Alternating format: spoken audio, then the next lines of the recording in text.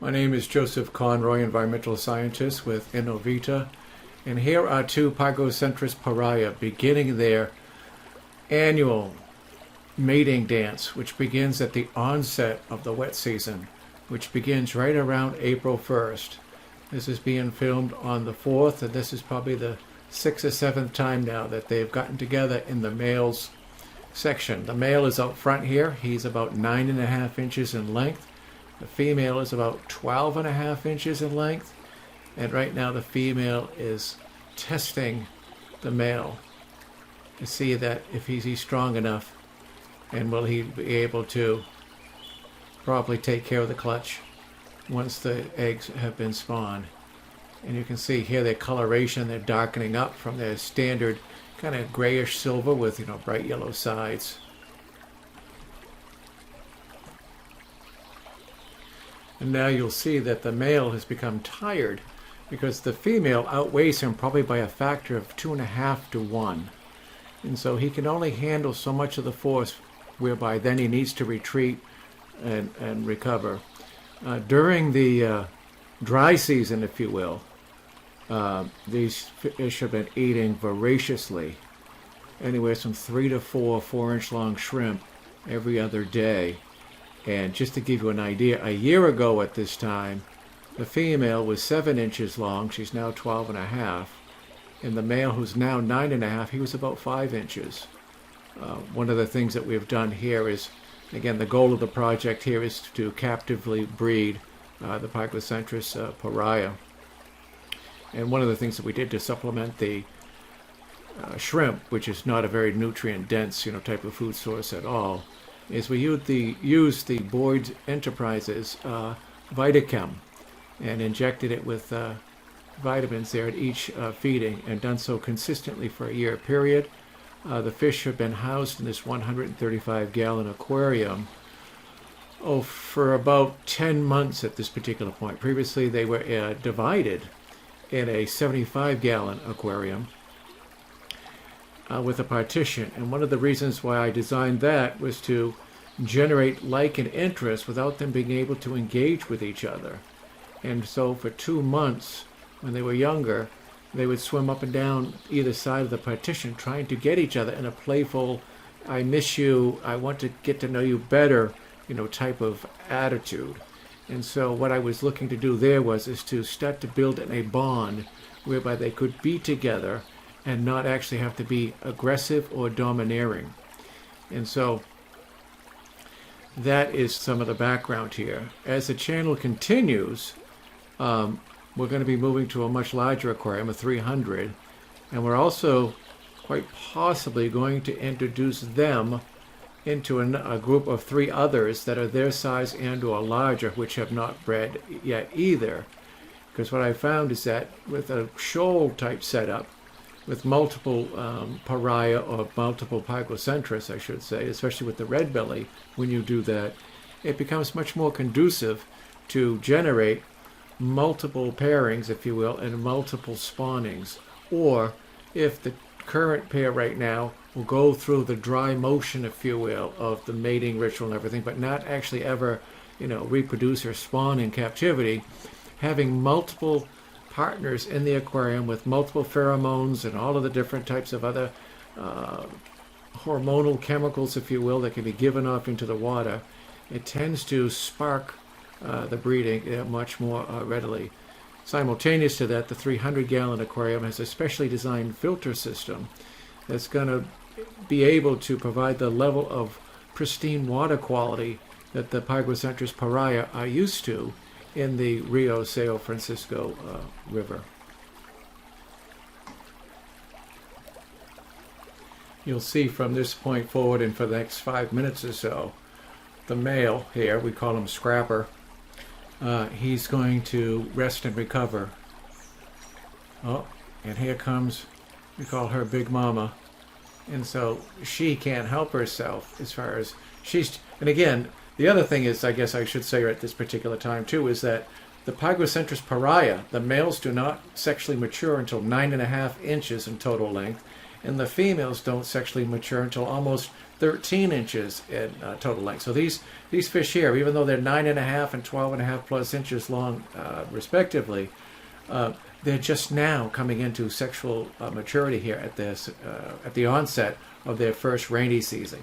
So this is literally like teenagers, if you will, right now, experiencing these hormones for the very first time, inside of captivity. As you're probably aware, there has not been any recorded or documented spawning events of the Pygocentrus Piraya, in captivity. There was a couple in some public aquaria, but they were later found to be actually nattereri, the red belly piranha. And so you'll see that this video is going to be about 20 minutes long, and there's going to be periods of where he's going to be resting. The female will give him time, to rest. The emotions in her will build up again. She will come out. She will, if you will, kind of antagonize him, approach him, if you will, see if she can engage him based upon his level of recovery and energy. Again, he has to pace himself.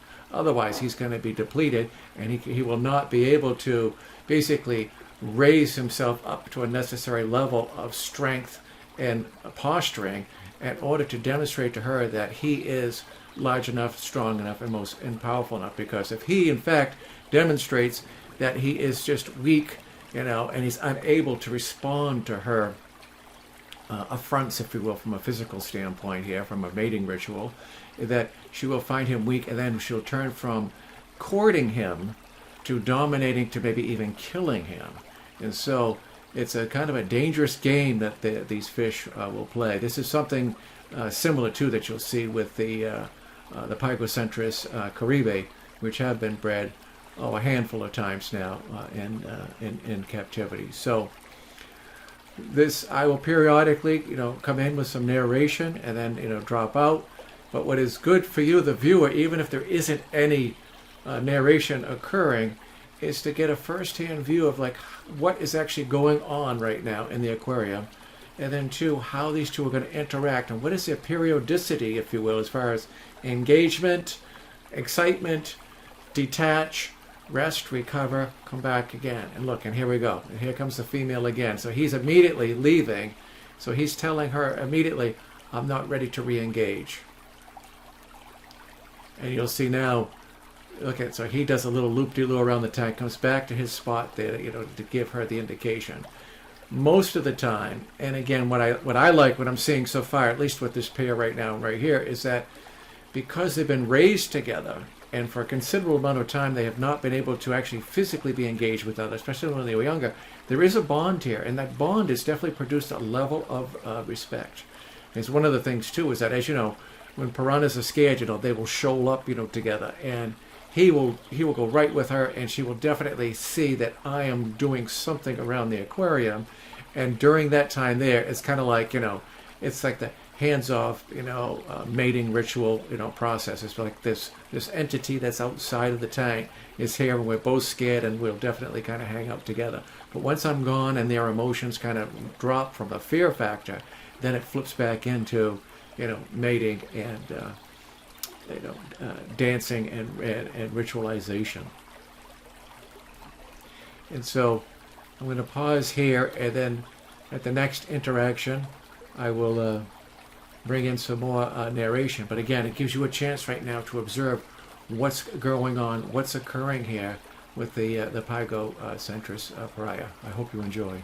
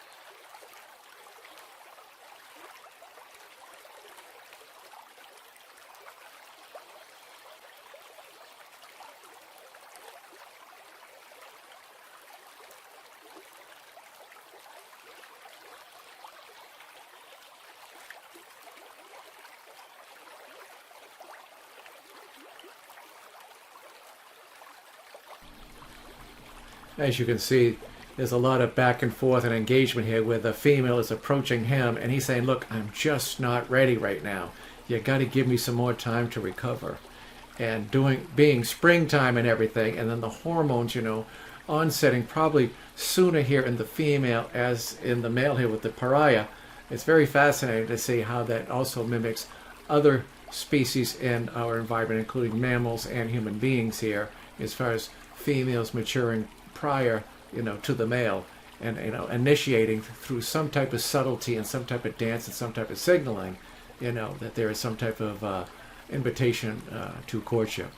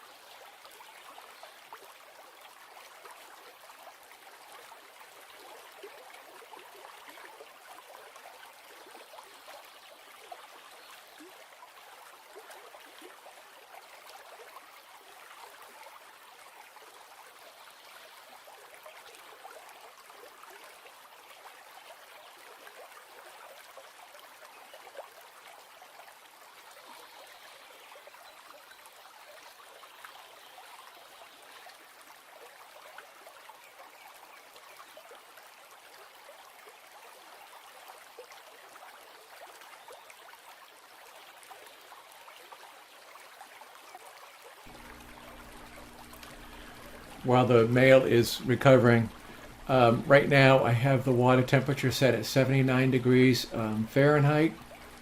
I think that's around 26 or 27 degrees Celsius.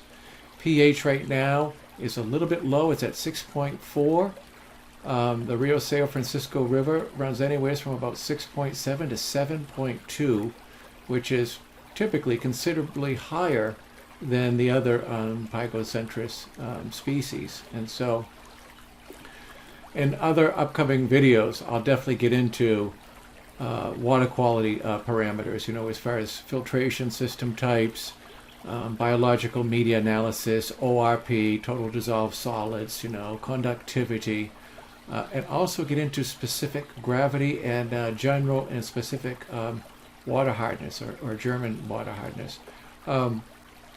It's quite interesting how their water is significantly harder with a higher pH than the nattereri and the Caribe, and I also include the Ternetsi, even though those are a disputed species, whereby their seasonal and photoelectric cycles are the same. The water and the flooding of the plains is the same, but the water chemistry is significantly different. And so one of the things that I found too is that when you mix the pariah in with other species, especially ones now with, they got a different pH, different water hardness, it really doesn't make sense to keep them with any other type of pygo species. If you really want to focus on keeping them well, healthy, in the aquarium, and or trying to maybe induce, some captive breeding here, it's best to keep them definitely on a single species type basis. On the other hand, whereby you can mix, say, Caribe with nattereri, as long as the sizes are not too disparate and the gallonage of the aquarium is large enough, they can work. They can definitely work together. I'm not aware of any tanks that have a mixed species on the pygo end of spawning simultaneously, but certainly getting along, very well and thriving, based upon the similarities of water chemistry, photoelectric period, and also the seasonal floodplain component.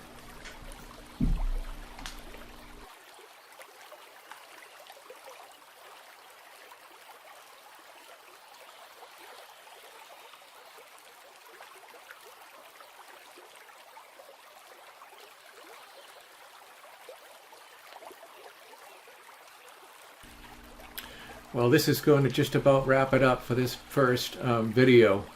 I wanted to show you exactly, a very rare occurrence where you actually see two Pygocentrus Piraya, number one, coloring up, into the mating ritual colors, and then two, getting into the dance, if you will. And so from there, we're going to have the rainy season over the next 4 to 5 months. And so I'm hoping that this is based upon what I'm seeing at the beginning of the rainy season, and then also moving them to a larger aquarium with better filtration. The other aquarium will have UV sterilization and ozone injection, if you will, to really raise the ORP here, to get it really high and get the TDS and the organic material down as low as possible, and then get the pH a little bit better and actually start working with the water height, in the photo electric period. I think I'm encouraged about the success of the outcome. And so please go ahead, like and subscribe. And when new videos come out, they're not going to be like every day. It's going to be maybe a couple of weeks from now. You'll be sure to get a notification. Again, this is Joseph Conroy with Innovita.